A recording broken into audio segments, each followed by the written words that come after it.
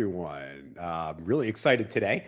My name is Yoel Israel. I'm the host of Israel Unfiltered. You can find us on YouTube by searching Israel Unfiltered. And I'm really excited for my guest today, Hallel. So Hallel Silverman.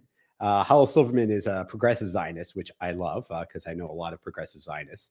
And one of the most interesting conversations that you guys know that I like to have is I like to speak to all kinds of different Israeli personalities across the spectrum. And Hallel's got an awesome and fun Twitter. So I do recommend you checking her out there. But why introduce her if I feel like she can introduce herself better? No, thank you so much for having me here today, y'all. I really appreciate it. Yeah, pleasure. So first and foremost, tell me, what is Zionism progressive? They go hand in hand, and I think that we've kind of wandered so far from our origins of the Zionist movement that so many people don't even see that anymore. So a lot of what I do when I talk about is really going back to that, going back to the basics, right? Zionism is a progressive cause. Right. So why is it? So I'm not a progressive, right? People know I'm libertarian-ish. But so would you say, you said go back to like the basics, the original. Would you say, when did Zionism start? It was 1897? You know, was it, we talking about the, you'd see how you're trying? There's groundwork Zionism before and organized Zionism, right? I mean, it goes back forever. I think all of our ancestors were Zionism. It just wasn't as organized before, right? So 18, whatever, I guess we have a better track on it. But to me, it's like Zionism is the only indigenous battle that won. That is the most progressive thing in the world. We're the only indigenous people that came back. Like, that's supposed to be, according, if we were any other people in the US or anywhere else in the world, we're the Native American. Like, and this brings out this whole exception of Israel. Oh, but the Jews, right? So this would have been a progressive cause if it wasn't us. Right. If it wasn't Jewish, right? That's exactly my point. And that's Jewish. So exactly. So I mean, when on like World Indigenous Day, I make sure to very much talk about Zionism and make sure people understand that if anyone's indigenous, it's Israel. It's the Jews to the land of Israel. Why do you think that people don't really see that connection? Is it possible? Do you think people don't really care about indigenous people? Like, even if they pretend that they do, they really don't. They might sometimes have like a different cause. It's being woke. A lot of it's being woke, you know, like I know a lot of like companies or things in the US, they'll start like if they're in a place that used to be some kind of Native American something, they'll go around and be like, I first want to state that we are in, and it's like there's not a single Native American person there. You're not like crowdsourcing for university, like you're not doing anything. It's selectivism, right? So, but I see that totally separate of people not wanting to understand why Zionism is progressive. I think that's one, the lack of understanding what the word Zionism actually means, right? But let's go into that. Yeah. TikTok age and everything, right? No one has read a single fucking book about it, right? But you hear Bella Hadid or anyone else, or I didn't even want her to say her name. She doesn't get more attention. But like people that speak out against us that they like on Instagram, and they'll take their word at anything. So no research is done. So being a liberal Zionist, a progressive Zionist, like what does that actually mean? It's Zionism, but it's not what they've turned Zionism into. It's the action. When you say they, who's they? Sorry, anti-Israel activists, BDS, people on campuses, this whole like anti-coalition against Israel, you know? They've tried to take the word from us in a way, you know, and I'm not okay with that. I know a lot of us aren't okay with that. And I love that you said that you know a lot of progressive Zionists, because I do as well. And I come from a progressive background and home and community that are very much Zionists. But a lot of the people I know today, they like have never met a progressive Zionist until me, or they didn't like know that that's a community. Like even here in Israel, in the US. And so I was happy when you said that. Like, okay. Well, my mom is. My mom is like extremely Zionist, extremely left wing. So, and just like made sense. This was like the default. And then, but I don't. There's like 10 different directions I can really take this. But I know. There's so much to talk about. It's hard. So let's talk about why don't people know. It's more interesting to me is that why don't people know more about progressive Zionism? I have a theory. I think, with exceptions, many progressive Zionists shout their progressive politics have nothing to do with Israel more than their Zionism. So therefore, people first and foremost see them as a progressive, and they very infrequently, unless it's relevant to the people they're speaking to or the topic, they don't speak about their Zionism. They don't wear it on their sleeve. they don't wear sweatshirts that say biblical bitch. So what is, which I love. I make and produce. Do you? I don't just Do you wear have them. Hell yeah. Wait, we have like swag. Zionist as fuck. That's so funny because I bought this coaster set when I was 17 at Shugmach and Yehuda. And there's a bunch of them here. No, they're a bunch of old school Zionists, like they're like socialist Zionist things. Yeah, there's like, you know, I love like, Jewish swag. Yeah, I know, right? I think it's important to wear it on your sleeve, on your heart, and not just kind of when it's convenient, bring it up. Right, right. Not a place. But I think there are a few of us that do, not enough, and I think that's why people don't know. Most of the pro-Israel activists, and I'm friends with everyone's friends with each other, right? Everyone that adores each other and supports each other, but there's not as many loud voices that are liberal. And, now, is that because the word being Zionists and live in Israel? You know? Okay, so let's talk about that because it's important to me because I know a lot of I know many liberal Zionists, and do you think it's because are they trying to hide their Zionism, or is it not a priority, or is it not a major part of their identity? Rather, it's a part of their ideology. I don't know, and everyone could be different, and I'm uniquely very comfortable being uncomfortable. And right, yeah, I have that problem too. That's actually everyone else's problem, is what I've learned. It's not my problem, it's someone else's problem. In this world have that, right? Right. You don't mind being out on a limb. Right. You know? Right, yeah. And that's a certain quality people have. So I don't want to like throw shade on people that don't do it as loudly. Right. Because I don't know what they're like. I don't mean that as loud. I mean, you wouldn't even know that they were Zionists because they were liberal. I don't mean loud, right? I'm not talking about like they would literally conceal it, right? Like how many people, because you mentioned the woke, that they would say like someone says thing publicly anti-woke that can get them canceled, but then privately they'll say, I agree with you. You know what I mean? Yeah. But not publicly, right? So there's something about that. Do you think it's related to, do you think there's a common denominator there? Maybe, but I've had a privilege of growing up in Israel. So a lot of this active hiding and hatred is the only thing I haven't had to do and haven't felt personally. I'm very aware of like the experience I did not have and I don't have. Right. So I can't, I don't know if I would hide more if I was somewhere in Miami or in Cali or, in New York. I don't know. I can say, no, of course not, but I don't really know. Right. You know, I only know my own path. Right. That's very wise of you. I love when everyone's like, especially if you speak to woke people, they're like, you know, if you're in Germany in the 30s, oh, of course I would be one of the righteous. So it's like, I'd like to think so. Yeah, I would like to think so, but statistically, would you? Like, no, right? I don't know. That's what I'm saying. You can never say. So I don't know. And being here, I always feel a lot safer here than when I visit the U.S. I mean, I love visiting, but this is. So why don't you take us through a little bit about like your story, your background, and how you kind of got to where you are, and a little bit about the advocacy that you're doing in particular. There's like 5 different things. Okay, I'll take you on a journey. So I made Aliyah. I came to Israel in 2006. I was 11 years old with my 4 siblings and my crazy, crazy parents. We came then because it was the war and nobody was making Aliyah that year. And that was like a Zionist heartbreak. That's beautiful. So they're insane. I mean, I love them to death. I'm so happy they did, but they're crazy people. And my parents, and they moved us to a kibbutz down south called Torah. We were there from 06 to 09. And from like Jewish suburbia to a kibbutz where no one wears shoes, everything's sand, it was fun. It's probably part of what made me so comfortable being uncomfortable, right? Moving as a kid and all this, whatever. It's fine, From there, we went to Jerusalem. So I lived in Jerusalem for about 10 years. My parents are still there. All the kids have moved out. My little sister's the last one in the army right now. We're very proud of her. And then we're all in and out. שירתתי בדוברות מתפ"ש. I served in the spokesperson's office of COGAT. COGAT is the coordination of government activities in the territories. So it's part Ministry of Defense and part IDF. It's a very tiny unit that actually works with the Palestinian Authority in the West Bank and coordinates along the Gaza border. So I got to work on social media and presentations and stuff like that for them, which was intense, but really good. Probably the best place I could have been to kind of feel like I contributed in the right way to my country. But getting into this work was 2 years before drafting. I was 17. And I was arrested at the Western Wall with Women of the Wall and my mom. So tell us about that. Yeah. that really is what got me into Israel advocacy, though, in a very weird way. So February 2013, I was at a prayer service. So you're also good with dates.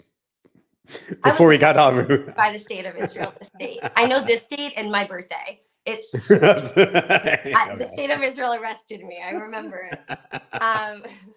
Can't forget it.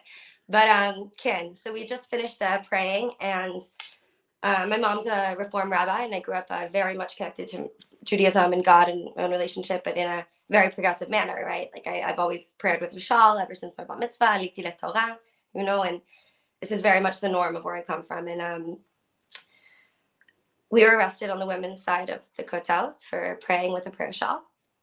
And we were taken away. It was 10 of us, me, my mother, and 8 other women.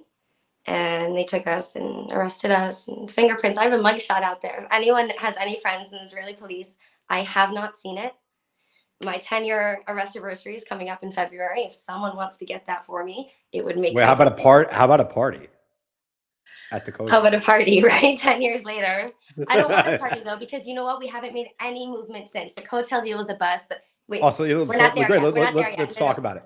So take us through your story, and then we'll talk about it. Go ahead. Yeah. Okay. Whatever. So basically, getting arrested was a whole big thing.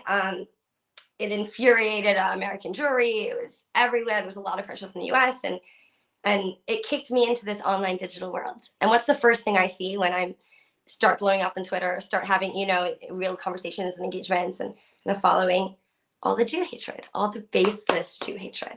So it was really that move of the government arresting me and me pushing back online that got me into, wow, we have to protect ourselves. But at the same time, you can change a law internally in a country this small with the right kind of lobbying.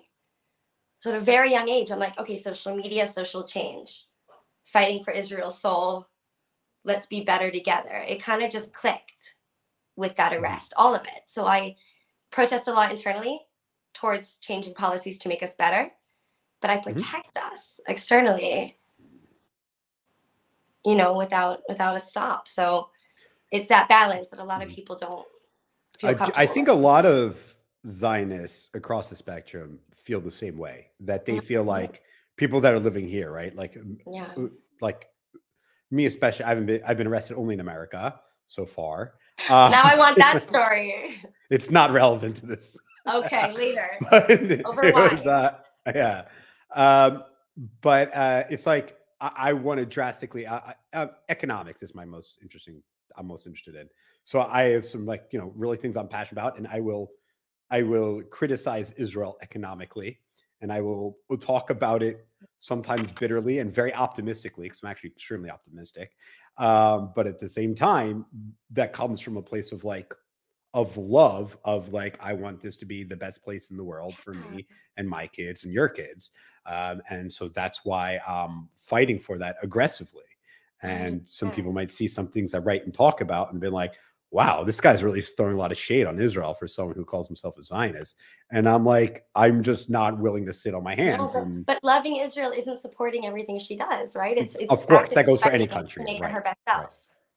So let's get back to the woman of the wall, because it's fascinating to me, right? So how old are you? 17? 17. When you got 17, 18 when you got arrested? 17. Just 17. Under. I was awesome. Okay. I was 15. But the question for me, for you is that, what do you think drawing more, it was just, were there Torahs involved when you got arrested? It was just wearing a talit? No, it was just wearing a talit. So, but here's the thing: we're 10 years later, and we still can't legally pray from a read. I can't. I'm gonna cough. Sorry, I'm fighting a winter cold. We still can't bring a Torah in and read from a Torah in the women's section. So that's why I said, you know what? I don't want a party. I want to mourn. It's almost 10 years, and that was the only thing that changed. And it was 2 months after the arrest. Kotel deal didn't happen. I can't pray with a Torah. Can you on this? I've been to 2 bat mitzvah with women wearing talit and reading from the Torah on the southern side of the Western Wall, but that was a long time ago. That was when I was on your course, which was 18 years ago. Yeah. Is that still possible on the southern side for people that don't know? It's part of the Western Wall, but it's separated from the Robinson's Arch. The egalitarian. Yes, thank you. That's what it's called. Yeah. Truly. But it's this big that touches the wall, and it was not what we agreed on the Kotel deal. It was a cheap little Right. It was kind of like, do We're your supposed thing, to but have a don't be in our legit way. third section for egalitarianism, not a little thing outside the security to put us and make us shut up. It was Right. a This is several years disrespectful ago, little. right? This agreement was supposed to come through? It was signed in 2014 by Netanyahu. It never Right. Yeah, I happened. think I remember that. Okay, it Never. never happened, right? Never happened. So, okay, so if I'm just trying to think here, like maybe, what do you think would be so the large majority of the majority of Israel are not, let's say, reform or progressive religiously. Let's put it that way. There are many that are politically, but if they go to shul, they prefer a traditional shul in Israel. I know it's different in America. A lot of them, yes. Yeah. Do you think what kind of solution do you think would work in a way? I'm playing a little devil's advocate. See, maybe we can come to we can like think of some good ideas, then other people can share them in their conversations, and hopefully it can lead to an actual solution where people have the freedom of worship and assembly at the kotel. What do you think would be a proper solution that wouldn't, let's say, infuriate other people that, let's say, wouldn't accept your way of praying, right? What do you think would be a solution for that? I have a couple of parts to my answer. Go, it's your floor. Right. So one is education and normalization, and that comes through a generation or two. And that's one just maybe being, I know that more like mechina programs and stuff here in Israel are kind of incorporating Reform American kids in their programs. So they're kind of like educating a little bit more about the other kinds of Jews around the world, right? So, but that's in a very like small progressive community that they're doing that. So I think one, just an education about each other, right? I think it's very basic, right? Two, I guess it's kind of part of that, but I couldn't count to save my life how many Orthodox synagogues. I've gone to weddings and bar mitzvahs and whatever. And in an Orthodox synagogue, I will be in the women's section, whether it's respectful or if it's in the kitchen, I don't care. Like I'll stand in where I'm put because that's their home. That's their Beit HaKodesh. Okay? Mm-hmm. The Kotel, I don't see a solution that isn't going to piss people off. And any change does piss people off. Right? It's just you don't want to piss off more than 50%. But I don't. Right. The Kotel isn't 20%. The Kotel isn't an Orthodox synagogue, and it does not belong to Israeli Jews. It is. Well, why don't you elaborate? I know what you mean by the first part, but why don't you elaborate, and then the second part too? Sure. So, just as I kind of gave an example that I've gone to Orthodox synagogues and weddings and whatever, and I will always be respectful in the place because, of course, it's not my thing. But the Western Wall is technically the holiest place for Jews, not for Israelis. It is all of ours. It belongs to me. It belongs to the Har Bayit is. Huh? The Temple Mount's the holiest. The Western Wall. It's like the third. It's one of. Yes. Right. Yeah. No. I think it's three. I want to be. I think it's three. But I got off track. But it belongs to all of us. It belongs as much to a Jew in Kansas that grew up with a woman rabbi but never went to Israel because she is a daughter of God, right? Because she's our Judean sister.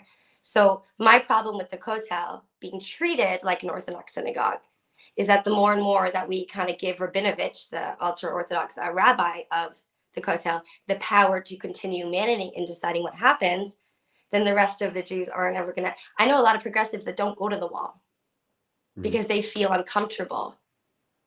And it breaks my heart. I go all the time and they arrested me there, right? But I know people that don't feel like they have a place there. Because when they try to pray as themselves or whatever, when they visit, they just get harassed and they don't want, that's not Jewish. That is sinat chinam. That is not Ahavat Israel. That is not how we're commanded to behave. That is not at all what Judaism is, right? Harassing each other for being different. Right. So levels of education, meeting each other, knowing each other. I talk everyone's ear off about being a Reform Jew with my mom's a rabbi in Tel Aviv because they don't know. People come from the north, the south, they move here, they've never met her. I talk people's ear off because we have to know each other. Right? We have to know each other and choose Ahavat Chinam here. Mm-hmm. So, by the way, I totally agree about the Ahavat Chinam. So I'm just going to play devil's advocate because I'm trying to draw some clarity here. Do you, outside of, let's say, going to the Kotel, do you pray? Yes, at least once a month I go home to my parents and we go to Beit Knesset and whatever. I found a community here that I do like that I go to sometimes. But even I took a couple of years to kind of try to find a community, even in Tel Aviv, of like progressive, but not secular. It's a tricky little step. you know. Yeah, there's But a yeah. lot of that in Jerusalem. I think a lot more Yeah, than I love it. a I lot belong of to Kol Galatary. Neshama in Yerushalayim in Baka. Yeah, I Yerushalayim's love got our community a there. lot I've of been there since I was special a kid. communities.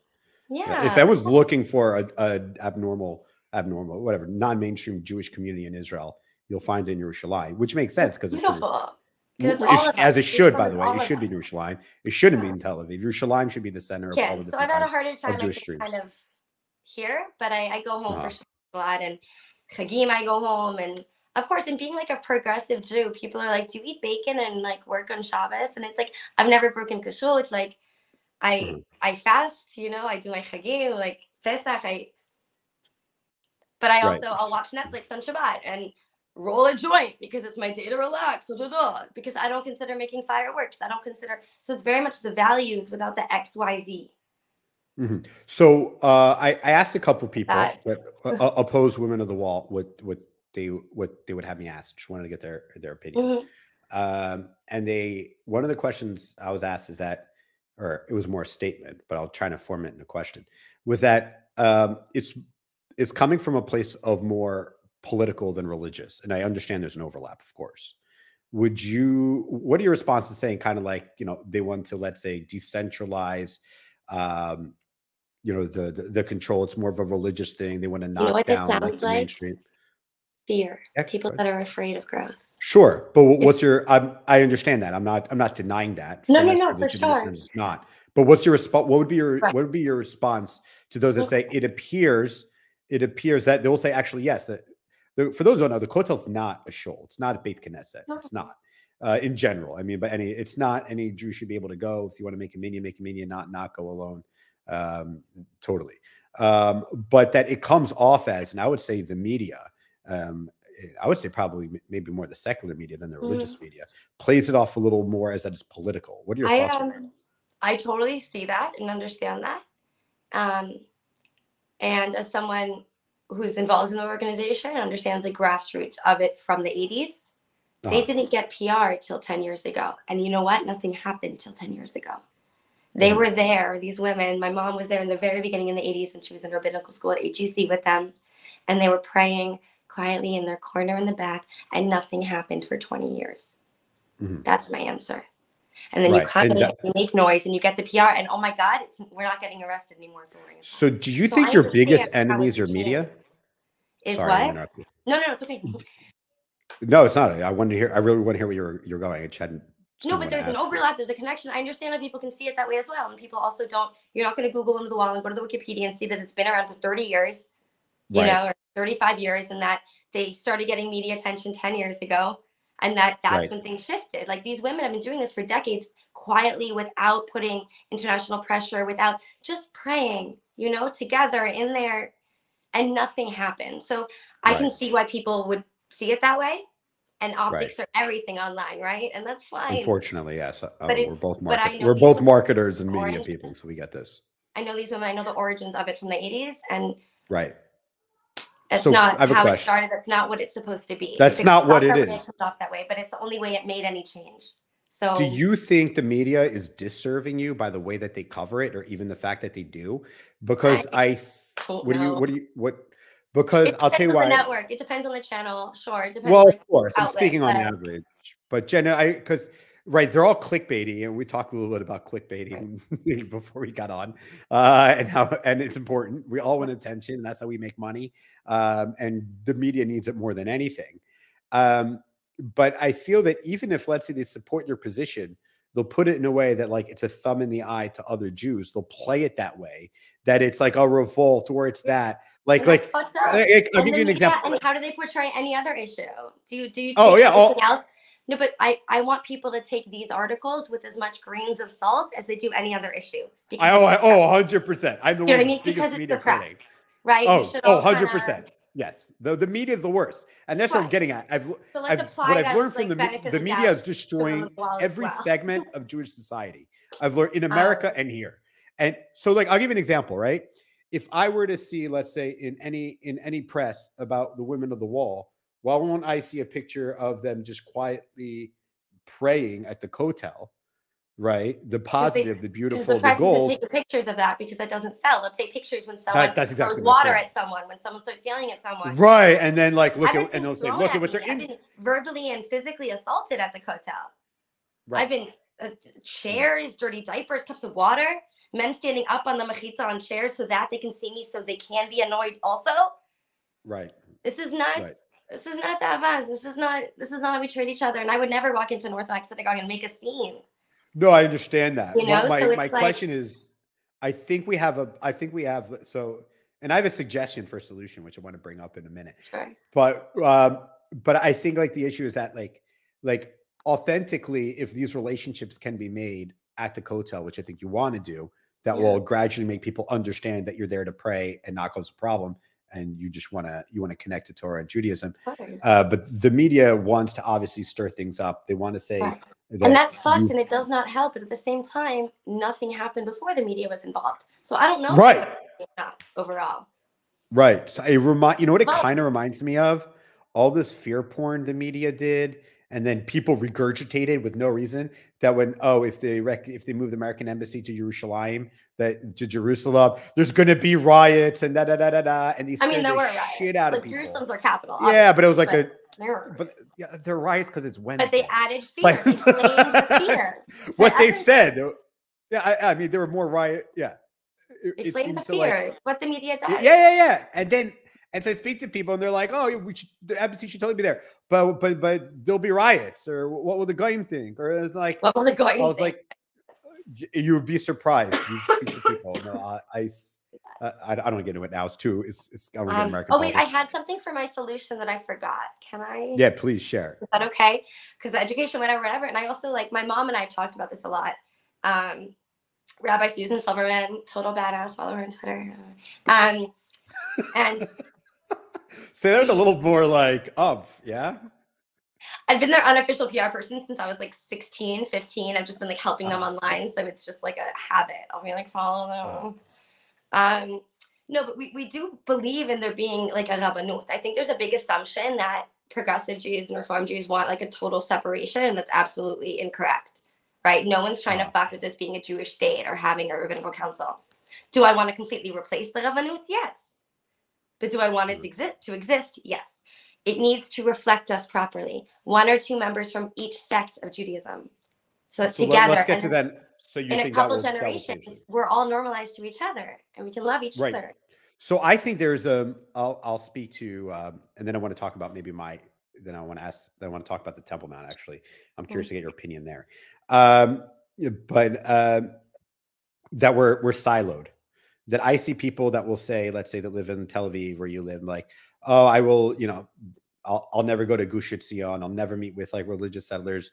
I have a cousin who's very secular, and we were driving and we were looking for directions, and there was a Haredi woman here, slow down, let me ask her. And he goes, you can't ask her. She won't answer you. I was like, what are you talking about? And I was just like, and I've a lot of Haredi and secular family. And also they make these assumptions based on their media. Yeah. And no, it's terrible. Like, my goal is to tear down the walls between my personal is between the different kinds of Jewish people. And they're like, is that like everyone can live their authentic Judaism that can help elevate even other groups without not hurting anyone or anything, right. No, I totally agree. Right. So, okay. So here's my thought. First off, so you said if someone wants to pray on their own or in a minyan, whatever, not stir things up quietly, at the kotel, they should have that right? And I agree. What are your thoughts about the same thing with the Temple Mount? It is even more the holiest Jewish place. I'm gonna get so many attacks on Twitter later for this, but it's okay. They're not real people. They're not verified yet. $8. We're all about to not be verified. I'm about to lose it by not paying. Well, put that in. We could talk about Twitter later if we have time at the end, because I know you're a marketer and I'd love to get your opinion. Drive me crazy. So much shit. Sorry. I'm going to backtrack for a second. I'm going to get to the Temple Mount for suspense. Okay, I also have progressive friends that don't like spend time in the West Bank or Judea and Samaria or however the fuck you want to call it. I actually kind of like using West Bank because it kind of reminds people of the Jordan connection. And I think that doesn't matter. But I spend time whenever. No, you know, it's important. I'll Go ahead. spend Go with it.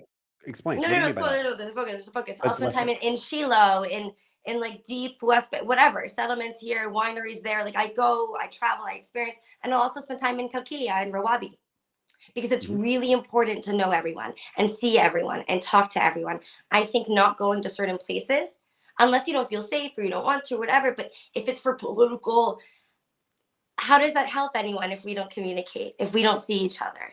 So I'll go everywhere. I'll go everywhere. I've been on the Erez crossing talking to Palestinians when they go back from Israel into Gaza after work. I'll talk to everyone. Why do you? I've had an important thing. No, I 100% agree. So like I was telling a friend of mine, she's secular, she's here, and I was telling her I had one of my contractors. He's Arab, okay, and in my house he was building me a closet like a year and a half ago, and then after he left, we were talking. He also has 2 daughters like me, and young guy, and he was he was religious. We were just talking about religious stuff. We spoke for like an hour and a half in my driveway, and I was just asking him questions about, because he believes in Sharia law, right? And what does that mean and all that. And it was just fascinating having those conversations. And you I don't have be friends or best friends, just like be open to other people's realities. By the way, it's not just that. You find that you share a lot more than you think than what you really I always hear, right? do. Right, which is why conversations with everyone, right, is imperative. You know what I mean? So like, I asked him certain things. I asked him whatever, like a certain passage about the Quran. I asked him about cutting off arms and all that, and pretty stereotypical answers that you may suggest from a perspective that's much better than you think. Let's just say it that way. But it was fascinating, and I was actually drawn closer to him, and he was closer to me. Kind of like when you disagree with someone in an open way, there's a sense of intimacy there that you're able to build. You're both being vulnerable with your beliefs and your values. Yeah, totally honest and respectful, right? Yeah. He was in my house planning my closet, my closet, my bedroom. Yeah. So what I've learned is that there's this strange paradox. I don't want to get too into politics. I don't know, maybe I do, but I'm more cultural. I prefer cultural. That's what I meant. Cultural, right now, actually. Politics me too. Very sad, it's a politics the wrong word, but I was thinking of like groups. People. That's why. That those that, let's say, are more, let's say, pro peace, so to speak, let's say pro Palestinian state in some sense. It seems to me that they speak to little to no Arabs and Muslims. Compared to those that, let's say, in Gush Etzion or in Judea, Samaria, or the West Bank or whatever, that they're every day they're living their lives together. They are living their lives together. Yeah. They're mechanics. They're everything. All their business. I'm going to interrupt you. My girlfriend Ricky's watching. Hi, Ricky. She lives and she grew up in Efrat, and she's been one of my best friends for 14 years. We grew up in Jerusalem together, or 13 years. And we every day we're yelling at each other, with love. We're there. Right. I'm peace and love. And she's like, do you know what just happened at my security? And having these relationships, right? If I would never go to the West Bank, I wouldn't have a friendship with this amazing woman, and we educate each other. Right. And you learn to get more intimate, and you find out that you're not so. And she's a completely different life living in the West Bank. I live in Medinat Tel Aviv. I'm in the state of Tel Aviv. I'm fully aware. You didn't even know where part of Chana was. I was like, where is it again? Yeah. It's okay. It's a hippie town. Near Hebron. I told you it's near Hebron. It's not. That was a joke. Okay. It was near Caesarea. It's near. No, I know. I said it periphery at first, and you were like, yeah. I was just messing around. So back to my point. I love your energy, by the way. So back to my point. What I found was those that, let's say, are more anti-state actually have a more intimate and honest and respectful relationship. And so I'm speaking to my conscience. So like when I told my friend about this afterwards, who's like secular left, sweet lady, and she was like, "Oh, how could you even speak to him?" Da da da. And I was like, "What? How was that?" It's like, it's disgusting. And this is common, right? This isn't just her. That's disgusting, man. I'm so right, but it's ignorant, right? So I had someone and it comes from trauma and fear. It doesn't come from hate. Oh, of course. And so understanding that, right. Is so I had a secular friend in Bnei. She lived in Bnei Brak, and she moved to Petach Tikva. And then another friend of ours said, "Oh, good for you. You got out of there." I was like, "What?" I was like, "Have you ever been to Bnei Brak?" I have family in Bnei Brak. My father was raised there, and I quickly learned that like things are very much different. than I thought they would be. That people are very, like, when you actually get to know them, it's really not so scary at all. In fact, you find that you have more in common, and you actually feel, one, more confident in who you are, and also you feel more comfortable in being people and seeing things that are differently for But you, like me, are comfortable being uncomfortable, so you'll do that. Okay, so what's stopping people from meeting? Okay, so I think one of the most important things is we can get rid of those dividing lines. What can we do to get rid of those? Life's mission. Right. So how do we do this? That's a very big question. I'm actually going to give you a Temple Mount answer because I didn't. Yeah. Okay. Good. I heard that. I just wanted to build up with the other stuff. But I do think we have a right to pray there. I'm not ignorant to history and everything, whatever.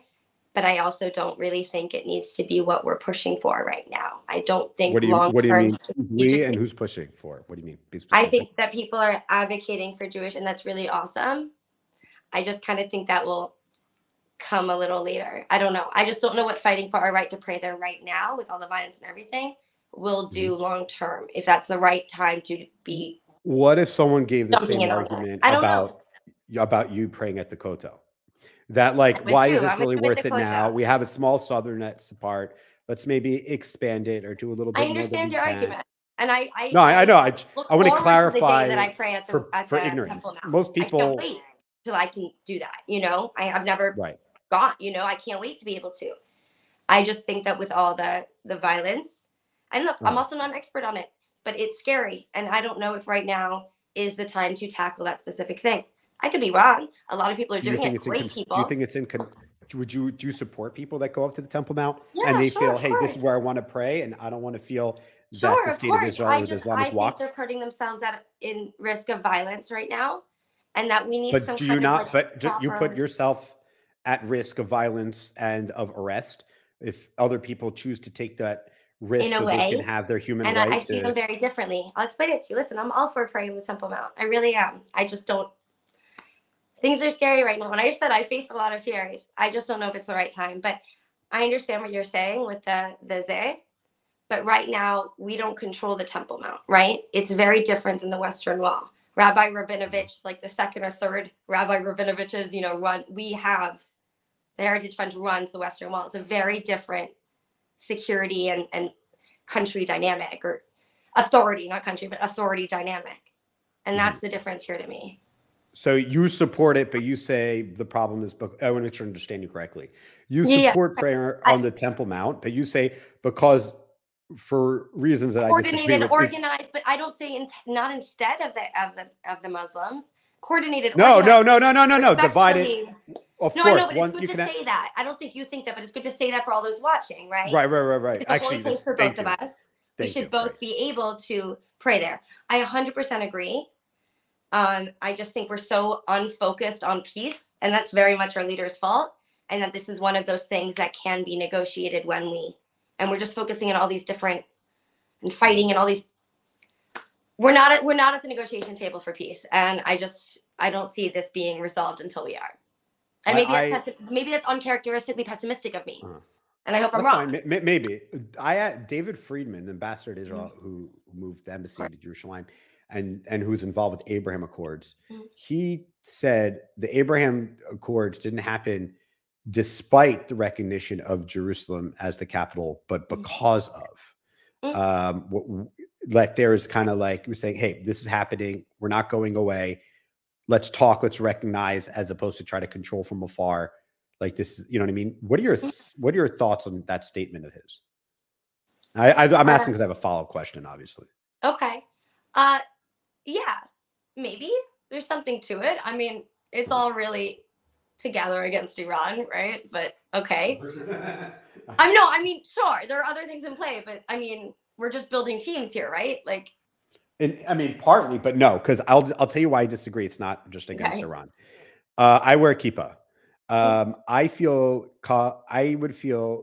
haven't been to Dubai yet, but I have friends that are kippah wearing.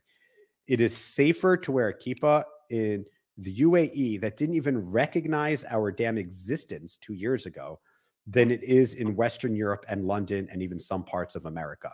It's not just anti-Iran. They also Anti-Iran. just built the first Holocaust museum in the Arab world. They're Okay, right. with us, you know. I 100% agree. And I've spoken to people talk about. I have family that's in Boston, and she was like, I was saying like that they wanted to build another a Holocaust memorial. She's like, well, what about the Native Americans? It's now. I was like, can't we just have more memorials for everyone? It was like really weird, you know, in a way. I don't know. Let's all remember each other's strategies and support each other and uplift each other, because that is white supremacy's biggest fear, right? That is. But yeah, and we can get into that in a minute because it is fascinating. Right, it is fascinating what's going on there. But okay, so back to time out. If there was a piece, so that's why I think that, like, I think any Jew should be able to, any person should be able to pray wherever. I see the Abraham Accords, like, it succeeded because of the people, not the countries. We've had peace for a very long time. It succeeded because of the people, not because of a Jerusalem move, not because of whatever, because we all connected, because hundreds of thousands of Israelis flew over and made friends, because we had delegations. I was on a delegation with the organization Israel Is. If you know Eyal Biram, he's wonderful. And it was like the first like influencer activist meetup of Emiratis and Israelis. And it was the coolest shit of my life. It was 3 days with peace activists in the UAE and just learning together and speaking and engaging. And it's like, it succeeded because everyone did that, not because our leaders told us to. We're not like the UAE. We won't just say, okay, thanks, we're peaceful now. Like, we won't just do what they say. Right. We made it work. No. Correct. Right. People made it work. I think work. that's the difference why the UAE peace in Bahrain is even more successful already, in my opinion, than Jordan and Egypt. Yeah, 100%. Because there's a connection between the people, which is why I think, let's say, peace. The problem with any kind of peace deal with the Palestinian Authority is because it would be with the Palestinian Authority. It's not with the people. Pew Research says the very bad research studies about what people think about Jews in the Palestinian Authority, 99% negative. In Gaza, 96%, in Judea and Samaria, the highest in the world. Not even a close second. I think is like 70% in Egypt or Pakistan, if I remember correctly. But yeah, so it's fascinating. So that's the kind of peace people can actually feel more comfortable that way, because I think, as you're saying, that there is that communication and there is that. But I feel like the whole Jews are storming the Temple Mount narrative is only harming our person to person right now. Right, but the narrative is press. Right, but this narrative is the narrative now. I agree. The narrative is. But the narrative against women if you step back and you look at what the press has done for the narrative for the women of the wall, and the counter narrative religious communities, not to the progressive communities. Our press are helpful. It's very different, which it depends on the news outlet. Women of the wall, right. It's only in the Orthodox that they're speaking badly. We have amazing press. No, and traditional. Right. No, and conservative and some modern Orthodox. Like there's and a lot of traditional. Right. But all of the press on the Temple Mount is Jews storm. And it's obviously shouldn't be that way, and that's not good. It's not that, right? I've never been to the Temple Mount, by the way. I would like to go soon, but I haven't been. Let's go. But let's go. Let's do it. Let's go together. Let's do it. We can do it. We're both American citizens too, unfortunately, so that can make it easier too. Totally. You want to do it? Let's do it. Let's go. Maybe actually. Why not? Yeah. I mean, I think the best message that you can send for the women of the wall. So what I wanted to suggest as a solution is that, no, for real, I'm being honest here because I'm really thinking of some. I want to think of solutions because it pains me that there are people that, for non-political reasons, spiritual reasons, want to connect to their Judaism and want to go to the Kotel and aren't able to, like you. And it pains me that, right? No, and it pains me that there are many, many people. The same thing with the Temple Mount. And in my opinion, it's the same exact fight. It's the fight against the narrative. I've heard comparison before, and I do see where it. Right. I hope it doesn't harm our person to person even further with the Palestinians. That's just my. I think it would be the opposite, because I think it will bring us, just like, let's say, me and my contractor, or the respect that, let's say, the Jews get in their home where no one feels threatened. No. Or like when I go to Kalkilia and I'm having falafel with a local there, that runs a nursery and whatever. This is a peaceful middle ground, no media, no anything. It's quiet. It's personal. The Temple Mount can feel different to them. I'm not saying it should be. But I don't see it as that same but their behind the scenes conversation. Right, I agree with you. Does that make sense? I agree with you. Their feelings of people's feelings of their dissatisfaction of any Jew being allowed to pray at any Jewish holy site is a problem. is their problem. Right. Right. But in Jerusalem, right? I mean, growing up in Jerusalem, we are intertwined. Right. But that's my point. So you have to be more aware of how you can harm. Right. So, I think it's the opposite. I think the closer we come together, we're both praying on the Temple Mount, as we're both here, we're both serving God.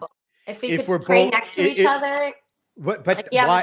You know, that'd be amazing. Yeah, right. But so it's not scare you. I don't know if anything else scares pray next to a Muslim? No, not at all. Attempting and having things go bad. What if we bring a group up? We have equality to pray here too. We have a whole group. And what if? By that logic, we shouldn't have found the state. By that logic, you shouldn't do anything.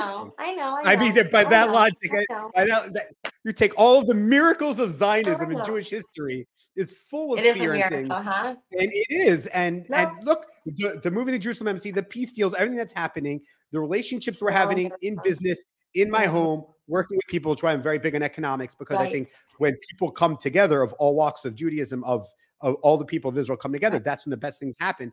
That's when I'm very pro-business. And that's a conversation for another time. When we come together and we pray together and we say this is both holy, and we both respect each other, and we can bring even our own security. That's an incredible goal for us all to have. It's a beautiful Right. So what if we took a third narrative, not the current narrative that there is right now. A new narrative of it. Okay. Yes. A new narrative, I think, should be like this. And I'm just scared of pushing the current narrative, and that only harms Israel advocacy, interrelationships with us, you know. And that's Here's what I think the new narrative should be. Tell me if you think I'm wrong. Okay, I'm listening. I think the narrative should be a little more zoomed out, and I think it should be very much any person especially Yerushalayim, has a right to assemble and pray to their God wherever, however they want, as long as they're not disrupting anybody else, period. Beautiful. And and I think that goes for anyone at the Kotel, including Women of the Wall. And I think that goes for anyone in the Har Bayit, whether they're Jewish or Muslim, or Christian or whatever, or non-believing, or you're tourist, right? And so I think that needs to be the narrative, and we need to come together and just say, what can we do so we can all get what we want, which is have a closer connection. I love that. Let's all sit at the table together and discuss it. Let's have but I think that needs to be the narrative. The narrative isn't you know, the Rabbanut versus Women of the Wall. The narrative isn't Jews are storming the Temple Mount when you're like not even allowed to. Don't storming. They check your ID. You go through security. You're not allowed to pray. And you can't bring your tefillin. There's no fucking storming. There's no weapons. No one's coming with boots and helmets. They're mostly wearing flip flops. They take off their shoes because it's holy. The only weapons that have been brought in are Hamas operatives. You know, Hamas inside. Yeah, that's what I'm saying. The only storming is people playing soccer in Al-Aqsa and pissing in it so they can throw Molotov cocktails at the Jews. Far worse than what happened to you. You see like actual Muslim worshippers like yelling at these like fuckers. Yeah, the old guys. Like, that aren't political. Like, what are you doing? Yes. Yes. So those are the people that will say, hey, if we can come together and ensure this is a holy site, this is the holiest site for Judaism. Yeah, but we need those ones, the older, the respectful, that, you know what I mean, and not. Because there is a lot of fucked up shit that happens with the younger. I understand that, but generation. Right, and that's straight up terrorism. You know, so I agree. But how do we? Sure why aren't you and I having a conversation with the older people, or those that are more mature, or those that aren't violent, or those that are actually God fearing, like the contract I had in my house? Like we should be having that, and let's say let's come together. Yeah. Let's have a future. I'm just nervous to put, I guess, like to encourage putting more Jews at risk when there's all these Hamas incited. No, that's nonsense. It's like don't go to a car, you get into a car accident. It's like I think that's the fear porn. It's anxiety. Let me have my anxiety. I think if you lead with strength, you'll get more peace. I think that's what the ambassador was saying. And if you, I think by you putting yourself out there, unabashed Zionist as a progressive, and saying these values go together. Zionism is progressivism. Progressivism is Zionism. If you're anti-Zionist, you're not progressive. If you claim you're progressive, you have to be Zionist. Saying these things are absolutely imperative. And I think saying the same thing about the Zionism means that a Jew can pray wherever he or she wants, and anyone else that is living in the land of Israel, in the state of Israel, also has the right to pray where they want also. And I think that we can come together hold hands and we can all serve God in our own way, as long as we're not stepping on anybody else. That needs to be the new narrative, because the counter narrative, the media's counter narrative to that isn't going to, like, what's the counter narrative? What can the media, who wants to divide everyone, right, across the spectrum, like, what's their counter narrative to that? I don't think there is one. It's very pro peace, very pro prayer, pro unity, not just within the Jewish community, but also with everyone living here. And I think that would be great.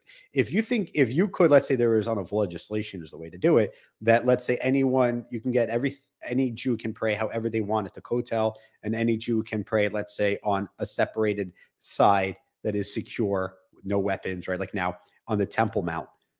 And if, let's say, that was, could you see yourself joining forces with Temple Mount activists with under maybe a new narrative of freedom of assembly and freedom of prayer and freedom of worship? It's definitely possible. If I see it really coming together in a narrative that you just described, then I would feel comfortable. Do you feel like that's something you think, if we can find those people, you think that's the narrative we can try to lead? I think maybe we could. Because I think everyone wants it, but no one's willing to take the leadership. And I thought, I see that you have leadership qualities. So I thought maybe if it was something you want to pick up, I think it would help the women of the wall, and it would help all of Am Yisrael and everyone living here get closer together, which I think would be great. It's something to think about. We can definitely talk about it. Some more thing about. All right. So let's change gears here. What do you think is back to like progressivism and Zionism? We're talking about it earlier, but I really want to truly understand, other than, yes, Zionism is like, I'm not progressive really, but like Zionism is progressive. I agree. It is like, and there's liberal and conservative, and there's a lot of elements, but in its essence, modern Zionism especially is very much progressive. It's the Jewish indigenous people returning to the land. So what happened? Why are most modern Zionists not progressive, or at least the vocal ones, or what's up? The last 10-ish years, we have been forcibly pushed out of progressive communities and networks. The Dyke March in Chicago programs, and the Dyke March is a great example. That was the weirdest. For me, that was the turning point. Right. So I think it's been bubbling for maybe a decade, but maybe you want to talk about that? Maybe 7 years. And you have a progressive perspective that I don't necessarily. So the Dyke March was very, very shocking. A Jewish protester was thrown out and told not to come back because they had a pride flag with the Jewish star in it. It's not even an Israeli star, just so people understand. It's the Star of David. The Star of David has been around way longer than any. I know. Yeah. Okay? Any of your countries, any of your whatever. This is the Jewish people's symbol. But it's crazy they were kicked out. It's insane that I have to say that out loud. The country is 74, almost 75. The Jewish star is 4,000. It was on literally the shield of David when they went to war. Yeah, I have like 35. That's why it's called the Magen David, the shield of David. It's literally to defend Jews against being killed. We said that in the beginning. People don't learn things. They're not going to learn things, right? So all these different communities starting to say, oh, you don't have a place, you don't have this, you don't have that. So then obviously, especially people my age who grew up wanting to join progressive causes on campus and wanting to be part of these networks and being told that they're not allowed in, get pushed away from it, right? So we're definitely becoming smaller and smaller, and you can say it's because of the squad, right? AOC, Rashida, and it partially is. You can say it's because of Iran and Qatari funded BDS programs. It also is, on college campuses. It's such a combination of an evil strategy with endless finance against us. And a big part of why I do what I do is that I refuse to be pushed out of this progressive network. I have historic right to be there as an American Jew. My parents, my grandparents have all been activists in numerous civil rights issues since the 40s, the 50s in the United States, as progressive Jews. Everyone hates hearing this anymore, but like my grandfather marched with MLK. He was one of those Ashkenazi bearded men. You know what I mean? My dad led the anti-apartheid movement in Massachusetts, like in progressive networks as proud Jews and Zionists. And suddenly for my generation, that's not allowed? Absolutely not. Zubi, ze chadash, lo. This is what's new. I think we have to band together. And I understand why progressives or Democrats are like moving away from the community because they're being told to. But that means even more so we have to fight back. Right. No, I Because agree. us That's why keeping you that should never give crucial an inch, role, right? what? That's why I think once there's the first signs, you should never give an inch at all. Then there's already been 3 or 5 or 10 signs. There's been multiple signs, you know? Right. Oh, We but can't it's give not up. just an American issue, right? I mean, the left, I guess. I mean, look at Corbyn, right, in UK. Yeah. Right. Like, But it's also an extreme left, right? There's extreme right, center, left, and extreme left. Yeah, but right? I'm worried Extreme left is infiltrating the left. That's That's exactly what's the point. scary. Right. Because like I grew up a Democrat and I'm like, And I'm that speaking didn't for my mean that American. you hate Israel. That means that you No, support Israel. That was part of our identity in a way. Yes. Unfortunately, I think it's sad. I don't think your political party should be your identity, regardless of where you live. Right. But I think that's an American issue. We had a place in it. We had a loud, historic place in it that suddenly doesn't exist. But what's the suddenly? Well, what? So here's my question to you, and I'm gonna. It's gonna be a loaded question because it's more fun. Oh yay! I mean, I know it. I'm not trying it. It's just be fun, right? What's wrong with progressivism that it would bring this in? Not just a little bit of anti-Semitism, but to a point where it's so explicit. Star of David Dykes at the Dyke March in Chicago. Star of David, get the fuck out, Jew. Why is that? So how did ignorance? But there's a lot of lack of education. Yeah, right, but it's growing. Infiltration. Who supports these politicians who hate us? Who's taking advice and money from Farrakhan? Who isn't? Where does Farrakhan get money? Right. No, I understand that. By the way, I personally believe it's two main things, right? It's the universities, which is where people go to literally get indoctrinated and learn not to think, and they believe everything their professors, which can never make it in the private sector of the real world, so they teach. So they learn. I mean, it's true, right? What they say, right? If you can't practice, teach. Right. Yeah. They say about these are the ultimate losers, which I tell people don't go to college unless you're going to STEM. It's a waste of money and time also. Which one of my it's like one of my crusades is getting people not to go to college because you become. I went to college in Israel. Go to college in Israel. You want to go to college? Go to college. I went to Temple University in Philly, and I have a good friend, Ari Abramson. If you're watching, he went to. What's up, Ari? And they have it was like the 4th most anti-Semitic university. I think it was ranked in North America. It was bad. The dean was anti-Semitic. I made these people drew swastikas, anti-Semites. And by the way, that's when I left the Democrat Party, was because all these anti-Semites were either communists, socialists, or Islamists.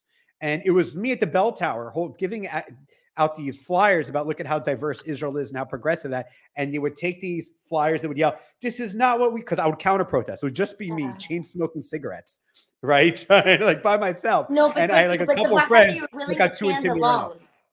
I had no problem. If everyone was willing to stand alone for what's right, we could take back the progressives. We could take back. Right, but not even everyone. Just like 5% of people. A quarter.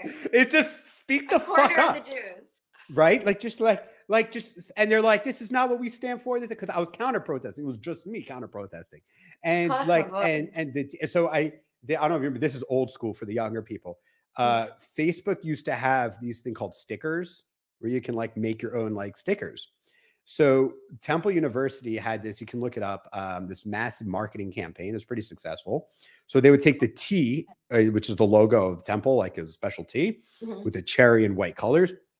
And they do like motivation, education. And in the T, they would make the Temple logo. So I made a bunch of these anti-Semitism with the Temple T. Okay. And then I got a bunch of them printed and I started putting them up on and then the dean comes to me, and it's a huge university, 35,000 undergrads, right?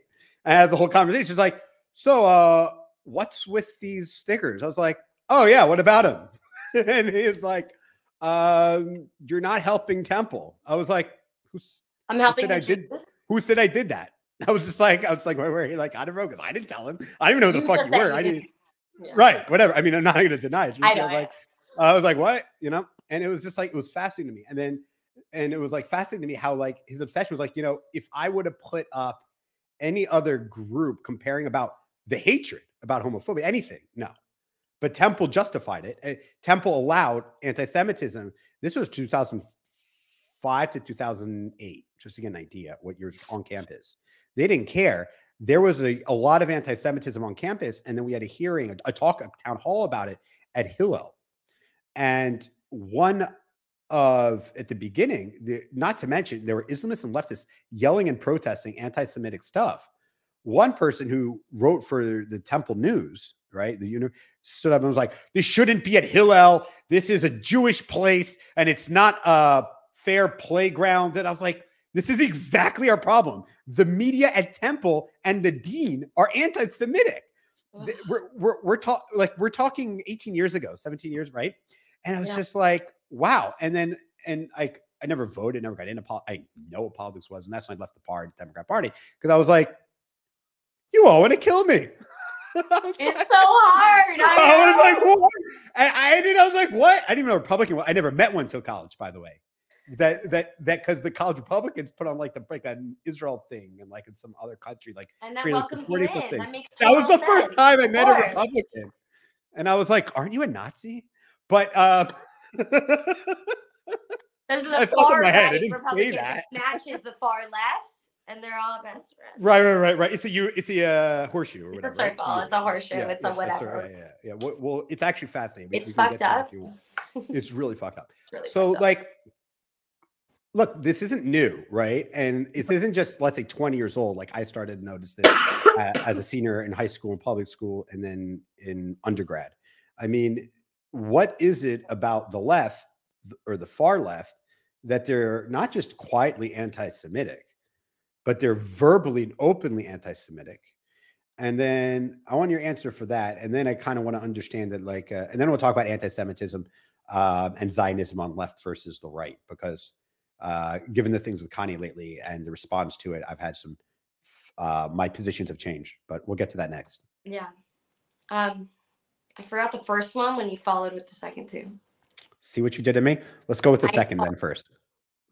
Top of your mind and mine. With the right and the left? Yeah. Why do they and meet? Then no, so it's like, okay. Well, they're related, right? So it was, why has progressivism gone so anti-Semitic, and how have they felt so comfortable?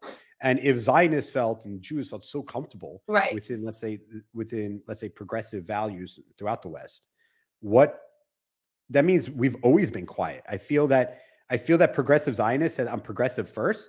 Oh, and I just so happen to be Zionist. So we never spoke out about it.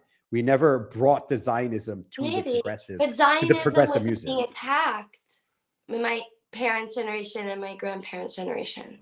It's only being attacked now. So you didn't have to make. No, wait, when's now? Well, now, I mean, you got to talk at least 30 years we're talking. Sure, but when my dad was on campus, when my grandpa, no, Zionism wasn't attacked like it is now. Maybe a little this, fringe, whatever. It wasn't the normalized. And part of it, you're not going to like this, or some people out here won't like this. I think Trump did a lot of damage normalizing hate speech. And he's never said or done anything against the Jews. Jerusalem's our capital, move the embassy, great, whatever. Right. Abraham is great, like whatever. His rhetoric isn't the best. I don't care. He doesn't have the best rhetoric for a president. But normalizing hate speech towards any marginalized group. But it's before that. Wait. It empowers radicals to move into mainstream places with that language. Okay, well, let's get to that. Let's put a pin in that. Okay, go ahead. Might as well. No, but do you see what I'm saying? Like, no, I agree. It's the similar comment. It's the same thing about people that defend Kanye. But it's also it's the same thing with Kanye. Kanye made those statements, and some people defended it. I know. That's coming from normalizing. And by the way, and I was a huge Kanye fan. Oh my God. Really yeah. I love Kanye. And he's been to Israel with his children. They Christian, they baptized their son in Jerusalem. Like, with kids. Of course. It's he was out of nowhere, right? So, and he was like a Trump supporter. He was a Republican. It exists everywhere. Jew hatred exists everywhere. It has been politicized by the left in the last few decades. That is the difference. It lives everywhere. How? Why? How is but if it was so unpopular, even amongst everything you've said up until now, that's how. No, right. No. What? No. I'm trying to. I didn't phrase my question well. Oh, sorry. It was me. I just said how. I didn't give a good question. Everything we've already said. It was my fault, not yours. I could have phrased it better. I mean, right? So, like, a few decades ago, something started to happen. People like to say, oh, Israel went from being the victims until 67, but I don't buy that shit. Male Europe, that's not true. David Goliath, blah blah. It's an excuse for Jewish. It is bullshit. I don't buy it. I don't buy it. I'll tell you my opinion. I think it'll be easier for you to actually respond to my opinion than to ask my question, because I think I'm better telling my opinions than asking questions. I'm excited. So we have this problem here where we can, where like, and by the way, I would say this is true for the right too, but I think it's more prevalent in the left currently, that the Zionists within the progressive movement never wore their Zionism on their sleeve like you do. And they were progressive first, and then they tried to hide the Zionism, and it was secondary. And almost was like a burden. Like, sorry, you what? I said we're generalizing here, but partially, sure. Well, we got to do some generalizations. I mean, of course, I just talked. Yeah, we can't have a conversation without generalizations. We've been having generalizations the whole time, right? Now, am I allowed to generalize? Because if not, please generalize ahead. I want to hear it. I know I am. So okay, I think, and I know that you, and let's say your family, are the exception, right? That as anti-Semitism started to creep up, far more verbally and so openly, I don't think there was a strong enough pushback from all I can agree with that. I can agree with that. Yeah. So I think once we gave the time needed to be then the first signal, the first sign. Once we gave an inch. Yeah, they took a mile. Right.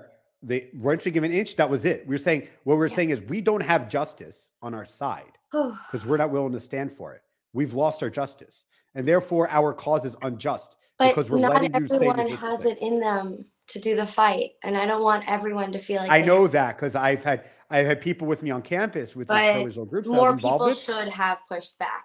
Not everyone has it in them. Not everyone can. Not everyone wants to have a life. No, I understand, but not the institutions haven't pushed back.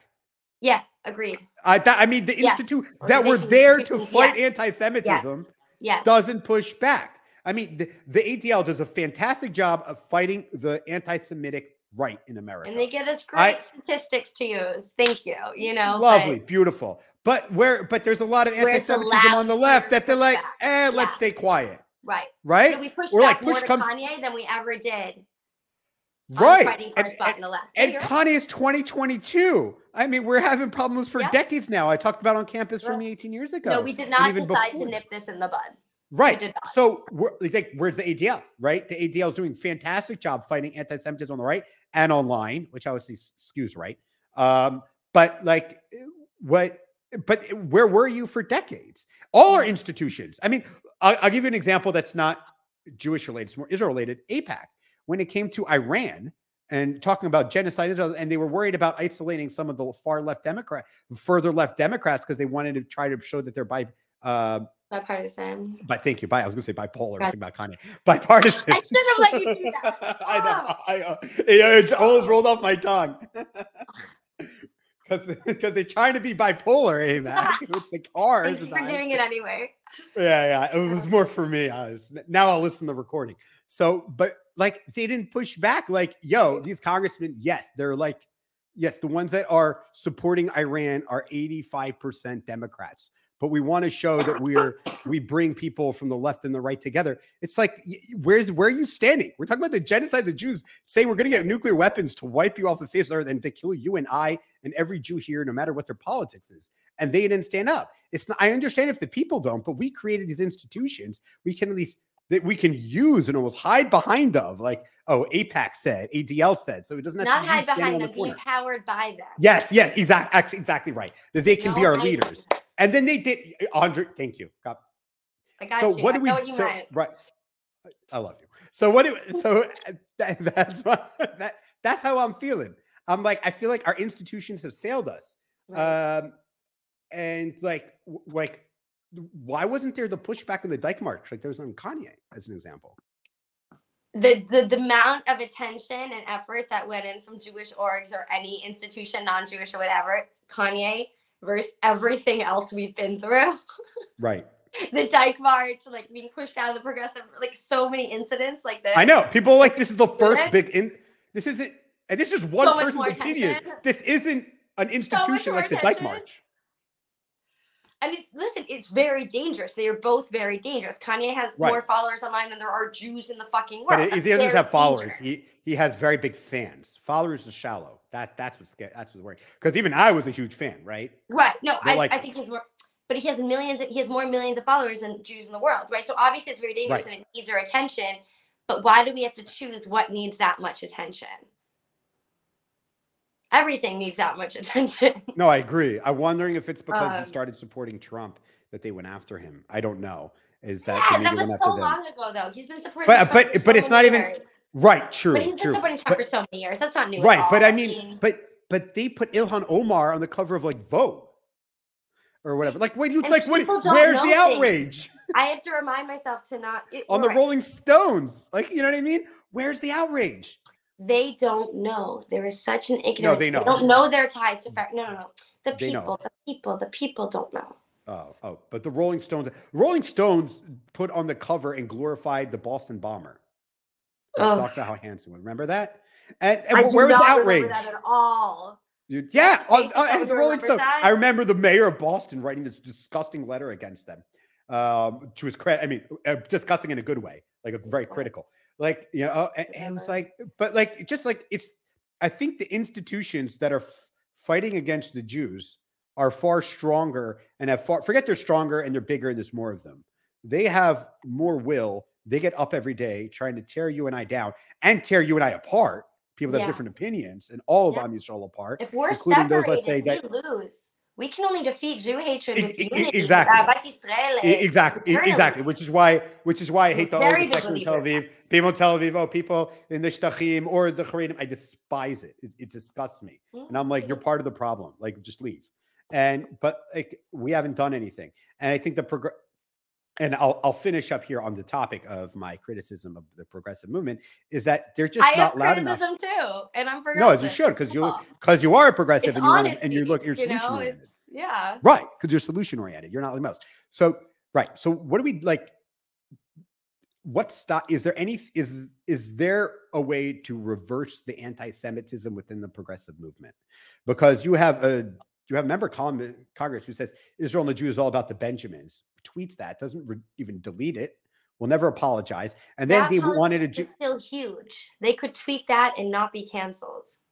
That's crazy. Right. It's not just that. Crazy, of course. They were going to do because of her condemning anti-Semitism, and then they changed it to all bigotry because they don't want to talk about they're anti-anti-Semitism. No, they're pro-anti. They're anti-stopping anti-Semitism. If I didn't think we can come back for it, I wouldn't be killing myself every day to try. But I mean, you should. Don't get me wrong. Will it be easy? No. Will it be fast? Nothing worth Will fighting I spend for my entire life trying to do it? Probably. But I do think that it's possible within the next generation or so. Vote.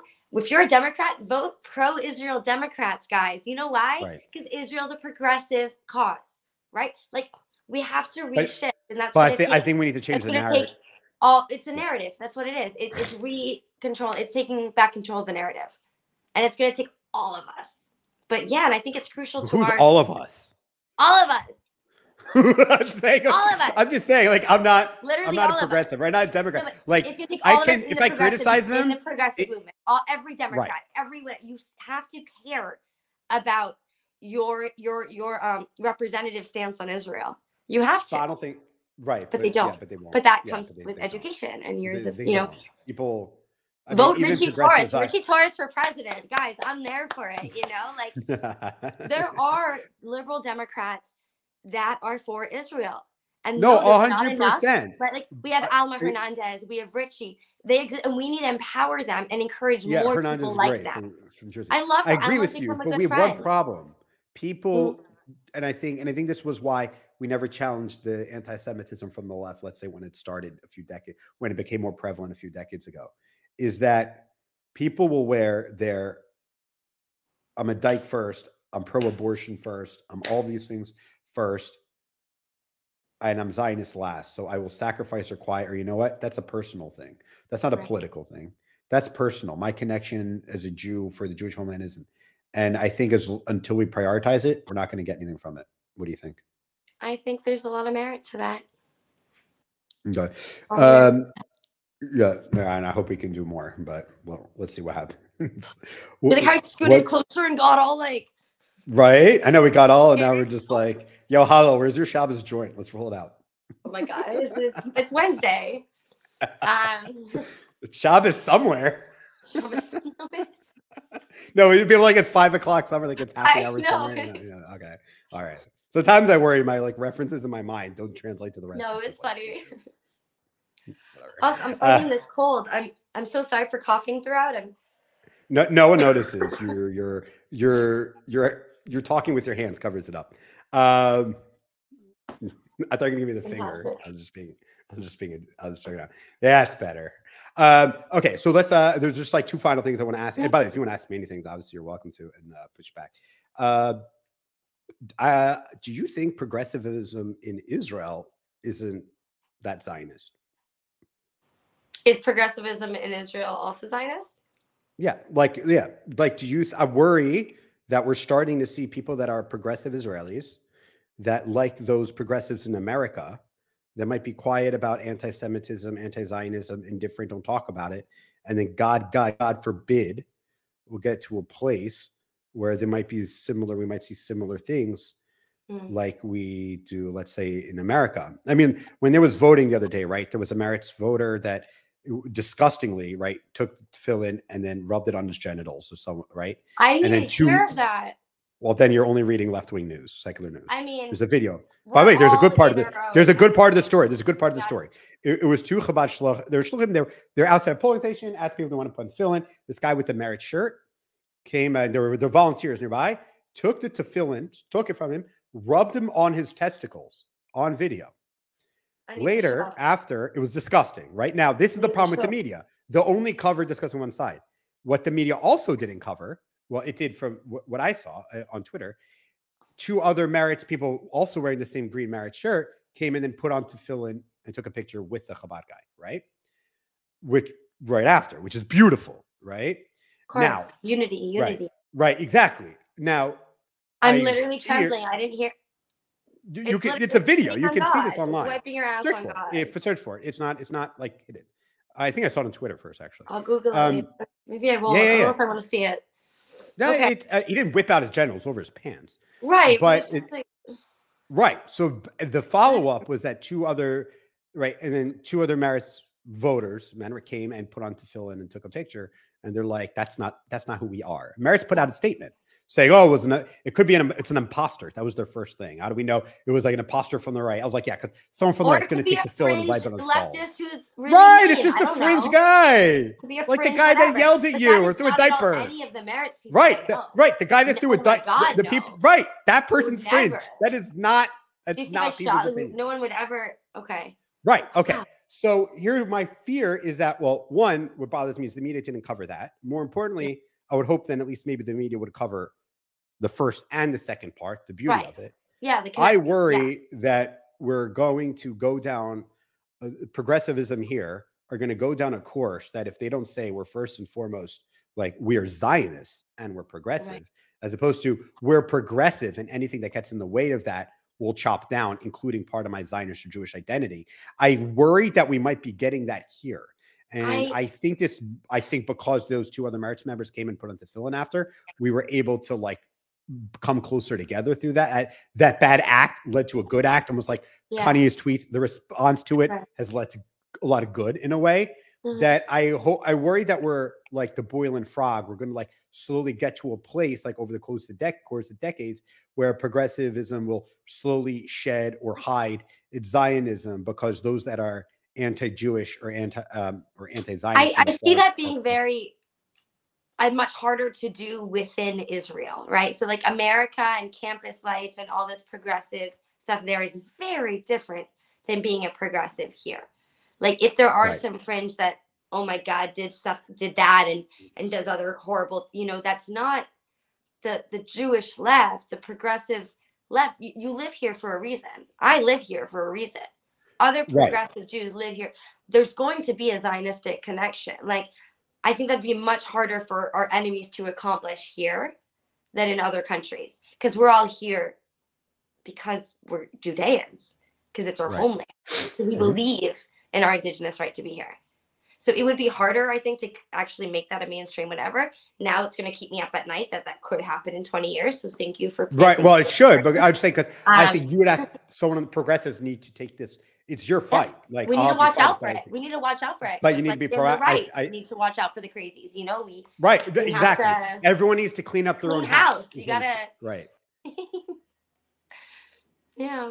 I hope not. Yeah. I really hope not. And right. So anyway, maybe if there are things that we can do, things like that, like we can like keep progressivism Zionist, as opposed to, because I worry that the outside world influences us way too much.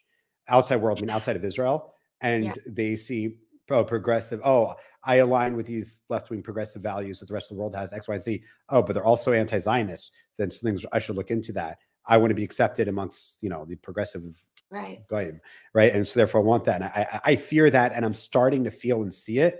I remember not last May, the war before with Hamas. There are people, Jews, like waving Hamas PLO Palestinian flags in Rabin Square while missiles were falling. And I was just like, while missiles were fringe. Right. But we can't just. They cannot grow. We got to nip it in the bud, like we did not exactly. People, I have seen people my entire life dismiss. Tel Aviv University has like weird free Palestine from the river to the sea shit, which literally means eliminating us. It is not. It's insane, right? Which is why if you give any money to Tel Aviv University, don't find a different Israeli university to support. Period. It's unreal. Like it needs to nip in the butt. You know, call the donors and say, "Do you know this is? Do you know this is happening? Do you know this is happening?" River to the sea is one or the other. It's not right. It's exactly. It's genocide. It's genocidal anti-Jewish. It's anti. It's not just anti-Semitic like the Jews run the media. This is like genocide Nazi stuff. Where's my Rothschild check? I've been waiting for it for 27 years. What are you like? I took it from you. I got it. That's why. I went up to. I out-chewed you on that one. Anyway, so we got to nip these things in the butt. So when these things come up, like I think we need some institutions. They need to be tackled. Yeah. That like, let's say like, okay, where's Tel Aviv University's donor base? Let's get that list. Let's email, call, let's tweet them, let's show them, and let's say, hey, give your money. Look at these other Israeli great universities that aren't doing But you have to be careful with those things. You can protest for a Palestinian state. You can have a peaceful protest if you want on Tel Aviv campus. River from the sea is destruction, right?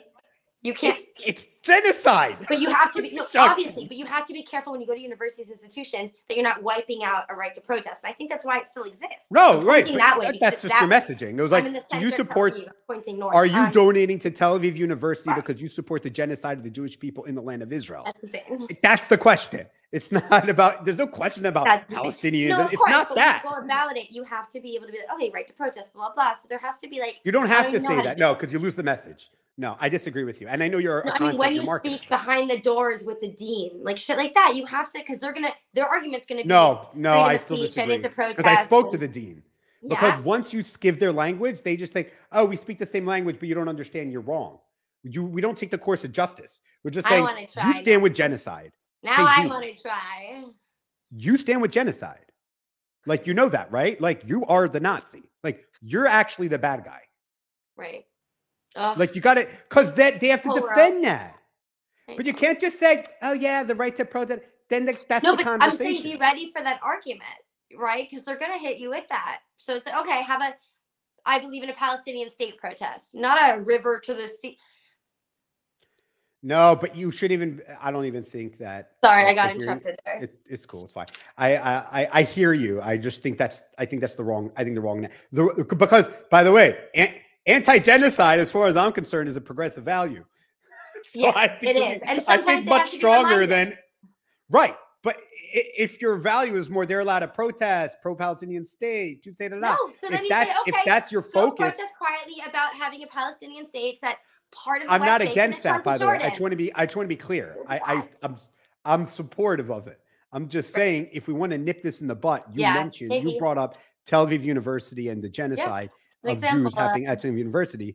If we want to nip this in the butt, and I'm saying this is right, and this is a progressive thing, progressives should be calling, as progressives, should be calling the donors of Tel Aviv University, and I think they should be telling them that specifically. That's my thoughts.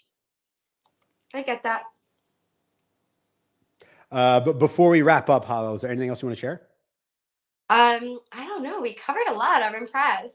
All right, It one was a last really good question. discussion. I really appreciate What was your favorite part of this conversation? that we both learned from each other. Genuinely, I think. What'd you learn? All of it.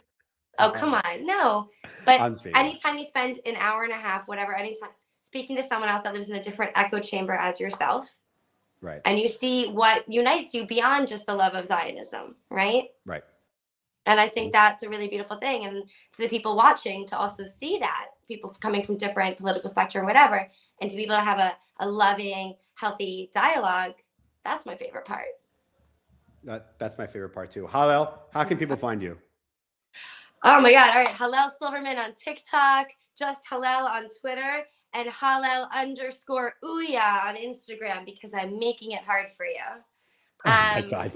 I was about to say, you're trying to make it hard for us. I'm making it hard for you. Wait, it's amazing I've grown any following with different handles. Hallel Silverman and it will pop up. I hope you guys enjoy. Awesome. Thank you so much for your time. Thank you everyone for tuning in. Thanks for having me. My pleasure. Hope we should do more of these when other things come up. They'll be a lot of fun. Thank you everyone for watching Israel Unfiltered. Thank you for joining us.